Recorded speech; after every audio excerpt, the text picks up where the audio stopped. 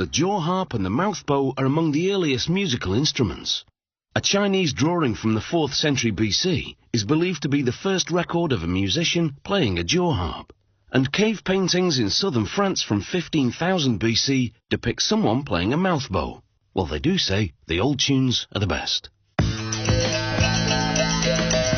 The mouth bow is a stick of wood with a single string that the musician plucks or strums whilst altering the vibration-generated sound by mouth. The jaw harp is a metal instrument.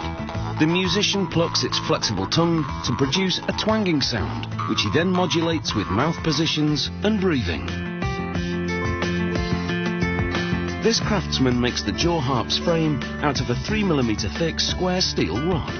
He measures and marks the required length and bend points, and cuts the length with a standard hacksaw.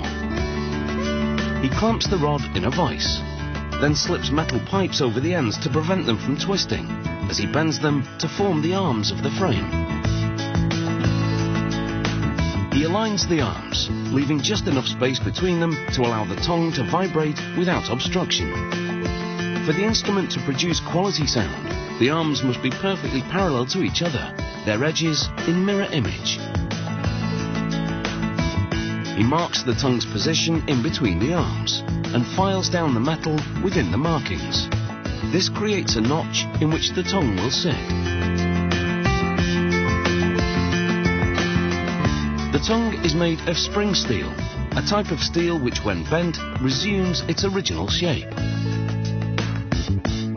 Before attaching it, he saws a tiny undercut in each side of the notch. Then he inserts the tongue and hammers the undercut sides to compress them over the tongue and lock it in position. He heats the tip of the tongue, and once the metal softens enough to bend, he angles the tip to form what's called the trigger. Then he heats the end of the trigger and bends it into a loop. This is what the musician's finger strikes to make the tongue vibrate. Finally, he files the tongue's edges sharp, a last detail to improve the instrument's sound quality. To make a mouth bow, the first step is to find a stick that's between roughly 1/2 metre and 2 metres long, not too heavy, and ideally with a T-shape at the end. In his workshop, he trims it to the required length, and using a rasp, files the knots flat. He files the top end until it's about 5mm thick. This forms the mouthpiece, which you hold gently to your lips while plucking the string. The string vibrates the mouthpiece, producing sounds which you alter by changing the shape of your mouth. He drills a hole towards the base of the mouthpiece for the string. Then just below that, files a notch for the bridge that supports the string. Just below the notch, he hammers in a steel nail, called the pin. He drills a 6mm wide hole at the T-shaped end of the stick. This is where he'll insert the tuning peg, which he constructs out of a wood knob and dowel.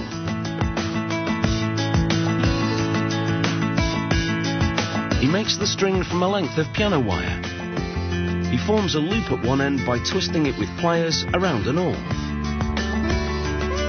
He feeds this end through the hole at the base of the mouthpiece.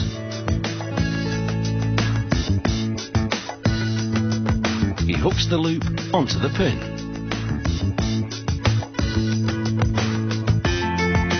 Then he threads the other end of the string through a hole in the shaft of the tuning peg at the bottom of the stick.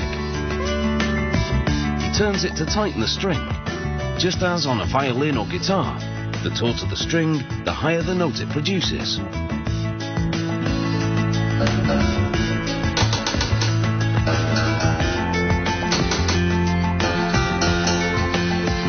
The final step is to position the bridge under the 10th string. By elevating the string, the bridge prevents it from cutting into the stick. Who would have thought that a piece of wood and a piece of string would be able to deliver a concert piece?